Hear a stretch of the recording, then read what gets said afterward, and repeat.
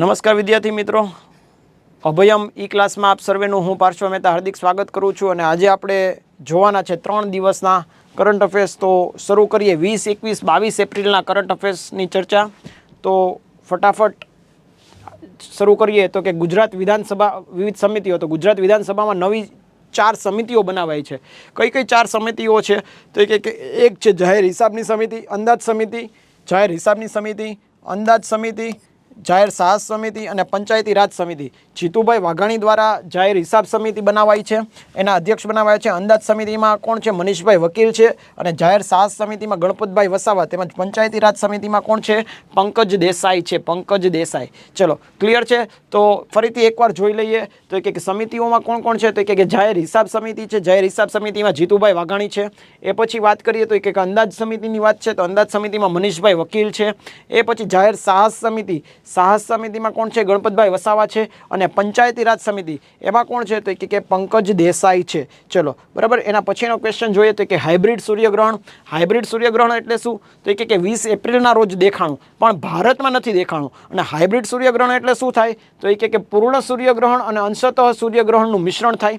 ભારતમાં દેખાયું નથી. છેલ્લે 2013માં દેખાણું, તો હવે ક્યારે દેખાશે? તો કે 2164માં દેખાશે. ક્યારે? 2164માં દેખાશે. 2013માં દેખાણું, તો હવે 2023માં 10 વર્ષ પછી દેખાણું. અને હવે સીધું 2164માં દેખાવાનું છે. બરાબર છે? ચલો, એના પછી વાત કરીએ તો કે જેકલ, બ્રિટનની રોયલ એરફોર્સ દ્વારા, બ્રિટનની રોયલ એરફોર્સ દ્વારા એક વિકસિત કરાવાયું અનમેન્ડ મિની હેલિકોપ્ટર છે. શું છે? અનમેન્ડ મિની હેલિકોપ્ટર છે. કોના દ્વારા? બ્રિટનની રોયલ એરફોર્સ દ્વારા વિકસિત કરાવાયું છે. અત્યાર સુધી શું હતું? અનમેન્ડ. શું હતું? અનમેન્ડ. તો એક અનમેન્ડ એરિયલ હતા. બરાબર છે? એરિયલ વ્હીકલ, જેને આપણે કહેતા ડ્રોન કહેતા. બરાબર છે? જેમાં કોઈ માણસ ટ્રાવેલ ન કરતું હોય. બરાબર? તો આ શું છે? તો એક અનમેન્ડ મિની હેલિકોપ્ટર જેકલ છે. અને કોના દ્વારા? તો કે બ્રિટનની રોયલ એરફોર્સ દ્વારા. વિશ્વના ધનવાન શહેરોની વાત કરીએ તો કે વિશ્વના સૌથી ધનવાન શહેરોમાં કોણ છે? તો કે પ્રથમ ક્રમાંકે ન્યુયોર્ક રહ્યું છે, બીજા ક્રમાંકે ટોક્યો રહ્યું છે, અને 21મા ક્રમાંકે કોણ રહ્યું છે ભાઈ? 21મા ક્રમાંકે મુંબઈ રહ્યું છે. એટલે ટોપ 20માં પણ મુંબઈ સામેલ નથી. બરાબર છે? ટોપ 20માં પણ મુંબઈ સામેલ નથી. ફર્સ્ટ ક્રમાંક ઉપર કોણ છે? ન્યુયોર્ક છે. ચલો, ટાઇફા 1. ટાઇફા 1 શું છે? તો કે કેન્યાનો છોડાયેલો પ્રથમ સેટેલાઇટ. પણ કોના દ્વારા છોડાયેલો છે? તો કે સ્પેસએક્સ દ્વારા છોડાયો છે. સ્પેસએક્સ દ્વારા છોડાયેલો છે. અને શું છે? તો કે કેન્યાનો પ્રથમ અર્થ ઓબ્ઝર્વેશન સેટેલાઇટ, પૃથ્વી અવલોકન સેટેલાઇટ, એટલે કે અર્થ ઓબ્ઝર્વેશન સેટેલાઇટ, જે કોના દ્વારા? સ્પેસએક્સ દ્વારા છોડાયો છે.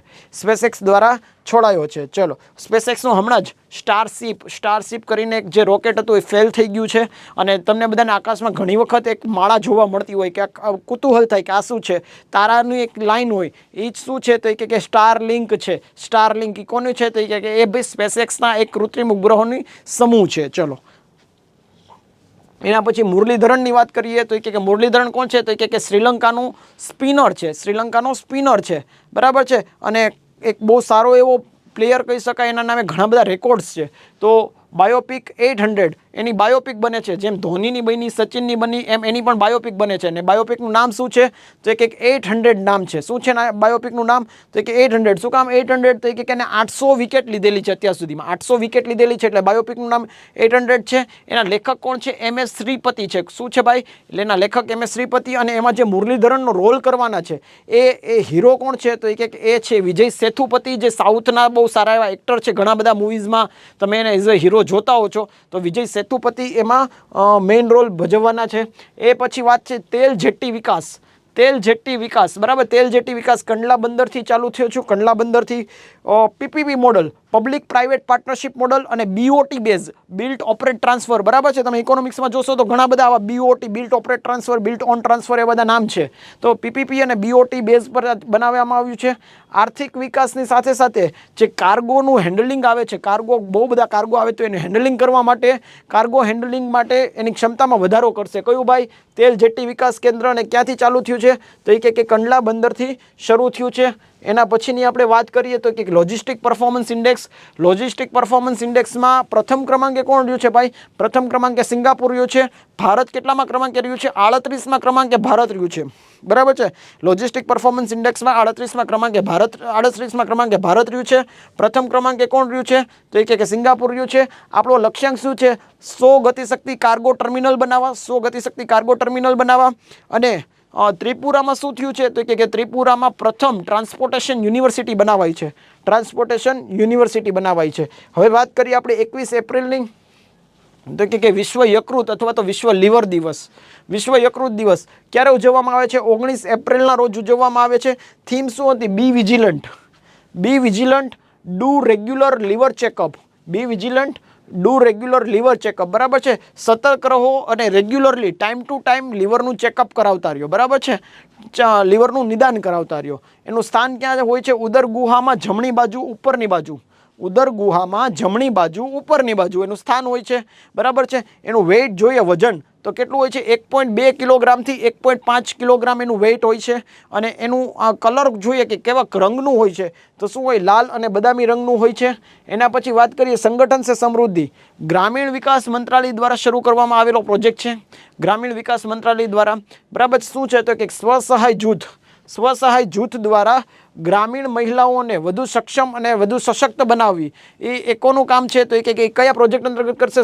સંગઠન સે સમૃદ્ધિ. એને પોતાના પગ ઉપર કેમ આત્મનિર્ભર બનાવી એ કોણ કાર્ય કરશે? તો કે સંગઠન સે સમૃદ્ધિ યોજના. ચલો, વિશ્વનો સૌથી મોટો ડ્રગ ઉત્પાદક દેશ કયો બન્યો છે? તો કે સિરિયા બન્યો છે. સિરિયાની ઘણી ખરી જીડીપી અને ઇકોનોમી છે એ શેની ઉપર કાર્ય કરે છે? તો એ કે ડ્રગ્સના એક્સપોર્ટ ઉપર કામ કરે છે. બરાબર. અલગ અલગ વિદેશમાં ડ્રગ્સનું એક્સપોર્ટ થાય છે, કારણ કે ત્યાં સૌથી વધારે પ્રોડક્શન થાય છે. ચલો, યુએનએફપીએ રિપોર્ટ. યુએનએફપીએ રિપોર્ટ શું કહે છે? યુનાઇટેડ નેશન પોપ્યુલેશન રિપોર્ટ શું કહે છે? સૌથી વધુ વસ્તી ભારતમાં છે. અને આ શું નામથી આ રિપોર્ટ બહાર પડ્યો છે? The state of world population report. એ રિપોર્ટનું નામ છે. અને જો શીર્ષક પૂછે તમને, તો શીર્ષક 8 billion lives infinite possibilities. 8 billion lives infinite એટલે અસંખ્ય શક્યતાઓ. અસંખ્ય શક્યતાઓ. આવા એક શીર્ષકથી આ લોન્ચ થઈ છે. ખાસ યાદ રાખવાનું, ભારત પ્રથમ ક્રમાંકે છે. યુએનએફપીએ દ્વારા રિપોર્ટ બહાર પડાયો છે. એના પછીની વાત કરીએ પીટીઆર ને એનઈઆર. પીટીઆર એટલે શું છે? તો કે production promotion of tribal products. Promotion of tribal products સે ફ્રોમ. એનઈઆર એટલે શું થાય? North East region. પૂર્વોત્તર ક્ષેત્રના જે પણ આદિવાસી એરિયા છે, આપણે બધાને ખબર છે કે ત્યાં આદિવાસી સૌથી વધારે રહે છે. પૂર્વોત્તરમાં આસામ, જે 7 સિસ્ટર્સ આપણે લઈ લઈએ, તો એમાં જે પ્રોડક્શન થાય છે, એમાં જે વસ્તુનું ઉત્પાદન થાય છે, એને ન પૂરતું દેશમાં પણ વિદેશમાં પણ એનું નિકાસ કરવામાં પૂરેપૂરી એક સ્મૂધ લાઇન બનાવવામાં આવે, એની ઉપર એને હેલ્પ કરવામાં આવે. એની માટે પીટીઆર એનઈઆર ચાલુ કરવામાં આવ્યું છે. આદિવાસી મંત્રી કોણ? અર્જુન મુંડા દ્વારા શરૂ કરાયો છે.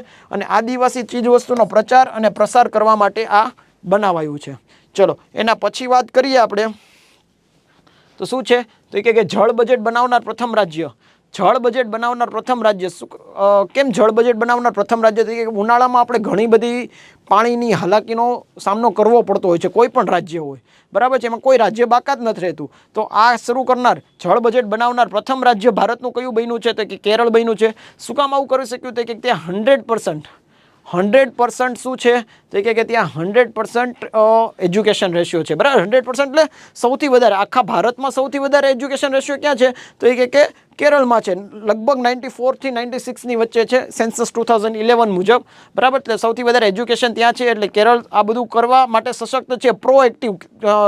પ્રોએક્ટિવ રાજ્ય તરીકે આપણે એને ઓળખતા હોઈએ છીએ.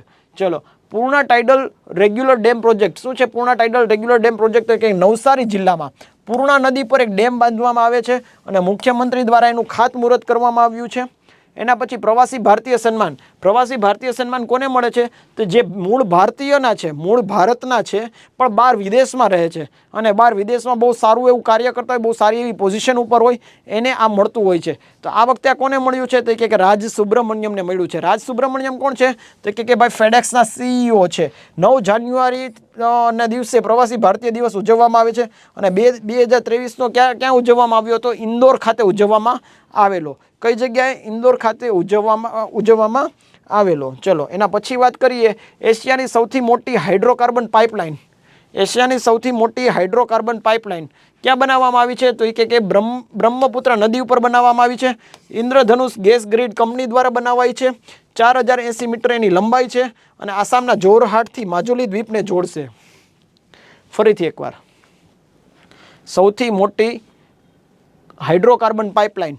બરાબર છે. કઈ જગ્યાએ? બ્રહ્મપુત્રા નદી ઉપર gas grid, Indradhanush gas grid company દ્વારા બનાવાય છે. 4080 મીટર એની લંબાઈ છે અને આસામના જોરહાટથી માજુલી દ્વીપને એ જોડશે. ચલો, બેલેસ્ટિક મિસાઇલ પ્રલય. જો બેલેસ્ટિક મિસાઇલ કોને કહેવાય? તો કે અહીંથી જો જમીન ઉપરથી લોન્ચ કરવામાં આવે, ઉપર જતા વાતાવરણને ક્રોસ કરી, આ વાતાવરણ છે, વાતાવરણને ક્રોસ કરી ફરીથી વાતાવરણમાં એન્ટર થશે અને જે ટાર્ગેટ છે એને હિટ કરશે. બરાબર. બેલેસ્ટિક મિસાઇલ શું કરશે? તો કે વાતાવરણની બહાર જઈ અને જે ટાર્ગેટ છે એને હિટ કરશે. જ્યારે ક્રૂઝ છે, ક્રૂઝ મિસાઇલ, એ શું કરશે? તો એ કે જમીન પરથી છોડી અને સીધું જે ટાર્ગેટ છે એને હિટ કરશે વાતાવરણમાં બહાર જયા વગર. તો આ કામ કોણ કરશે? ક્રૂઝ. અચ્છા, પ્રલયની વાત કરીએ તો પ્રલય DRDO દ્વારા વિકસિત કરાવાયું છે. બરાબર. સરફેસ ટુ સરફેસ છે. 150 કિલોમીટરથી 500 કિલોમીટર એની મારક ક્ષમતા છે અને સ્પીડ શું છે? 1.0 થી 1.6 મેક. કેટલી? 1.0 થી 1.6 મેક એની સ્પીડ છે. બરાબર છે. સ્પીડ એટલે મેક એટલે શું થાય? તો એ કે જે એ મેકમાં એની સ્પીડ માપવામાં આવે છે કે જે બોલવાની સ્પીડ છે, આપણે ધ્વનિની અવાજ છે એનાથી વધારે સ્પીડ 1.0 થી વધારે હોય એ એની વધારાની સ્પીડ કહેવાય. એટલે 0.6 મેક છે એને વધારાની ધ્વનિ કરતાં વધારે અવાજ છે એનો. ચલો,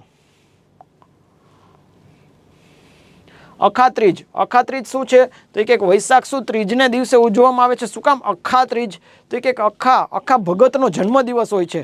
એ દિવસે કોનો? અખા ભગતનો જન્મદિવસ હોય છે અને એને આપણે અક્ષય તૃતીયા નામે પણ ઓળખવામાં આવે છે. બરાબર. અમદાવાદના ખડિયા વિસ્તારમાં એ રહેતા હતા અને અખા ભગતની વાત કરીએ તો એના છપ્પા ખૂબ લોકપ્રિય છે. ચલો, ઇસરો સિંગાપુરના 2 સેટેલાઇટ લોન્ચ કર્યા છે. એક ટેલિયોસ 2 અને લ્યુમલાઇટ 4.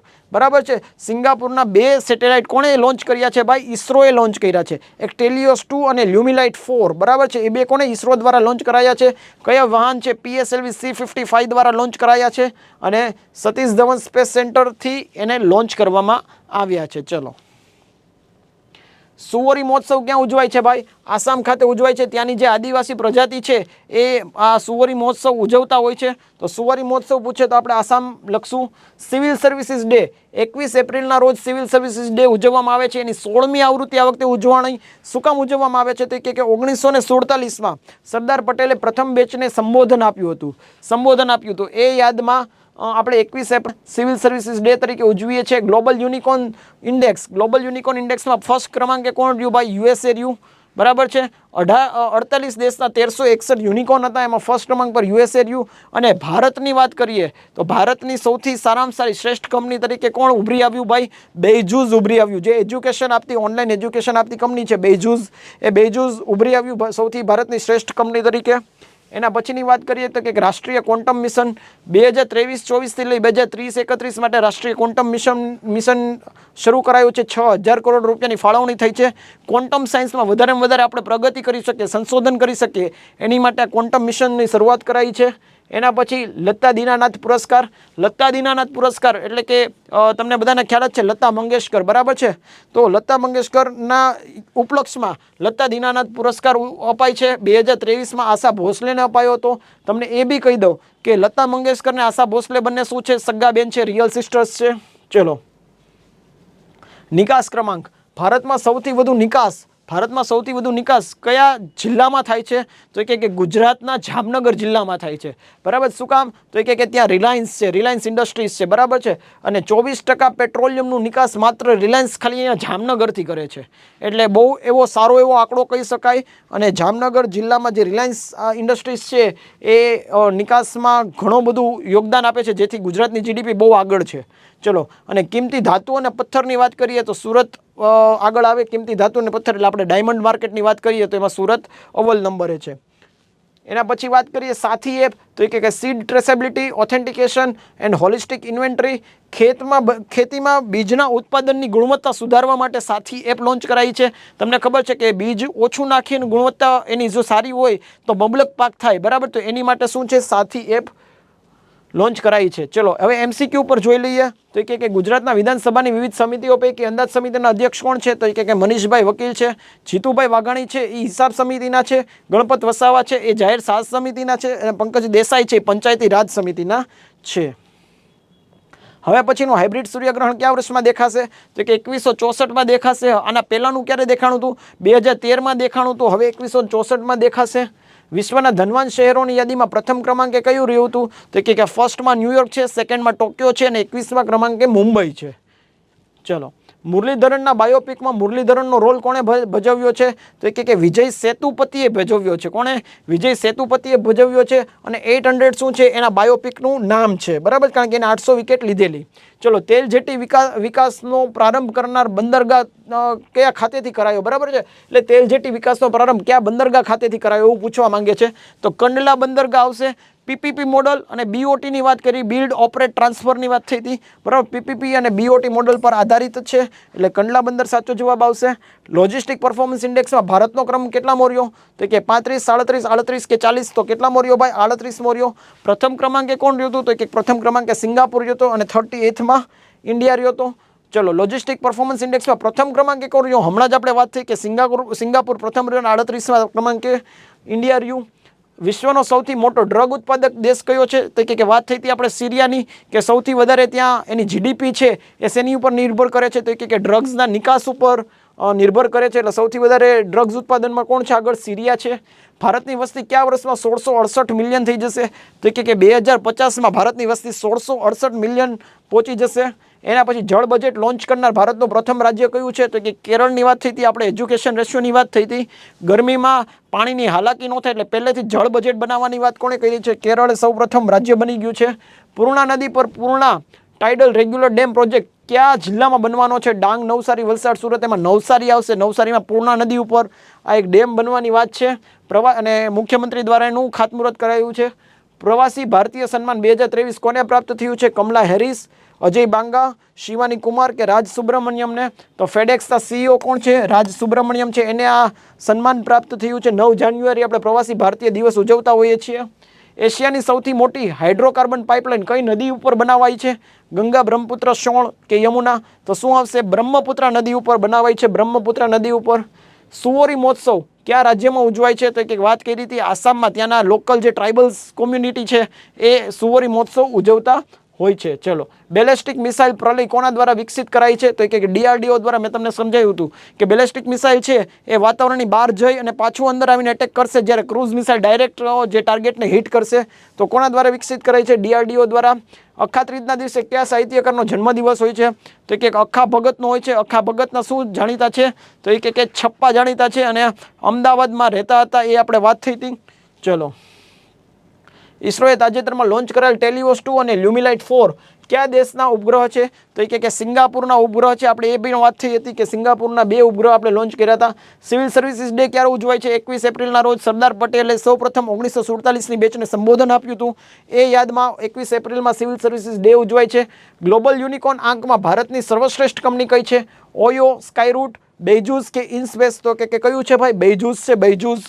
ચલો, એના પછી વાત કરીએ તો કે રાષ્ટ્રીય ક્વોન્ટમ મિશન કેટલા વર્ષ માટે જાહેર કરાયેલું? તો કે 2023-24 લઈ 2030-31 માટે quantum computing mission, quantum mission છે એ જાહેર કરાયેલું છે. એટલે 8 વર્ષ આવશે જવાબ. નિકાસ ક્રમાંકમાં ભારતનો કયો જિલ્લો મોખરે છે? તો આપણે વાત કરી હતી રિલાયન્સ ઇન્ડસ્ટ્રીઝની, બરાબર. રિલાયન્સ ઇન્ડસ્ટ્રીઝની. તો રિલાયન્સ ઇન્ડસ્ટ્રીઝમાં પેટ્રોલિયમને કારણે, રિલાયન્સને કારણે જામનગર જિલ્લો છે એ મોખરે આવે છે. તો આ વાત થઈ 3 દિવસના કરંટ અફેર્સની એકદમ સ્પીડમાં, કારણ કે કાલે તલાટીની એક્ઝામ છે. તમારા લોકોનો વધારે ટાઈમ ન બગડે એ હેતુથી એકદમ સ્પીડમાં, સુપર સ્પીડમાં તમારી માટે આ વિડીયો અપલોડ કરવામાં આવે છે. તો ખાસ એકવાર 10 થી 15 મિનિટનો કે 20 મિનિટનો વિડીયો છે, તો એકવાર નજર ફેરવી લેવી, કારણ કે કાલે એક્ઝામમાં બની શકે કે આમાંથી ક્વેશ્ચન પૂછાઈ જાય. Thank you. જય હિન્દ.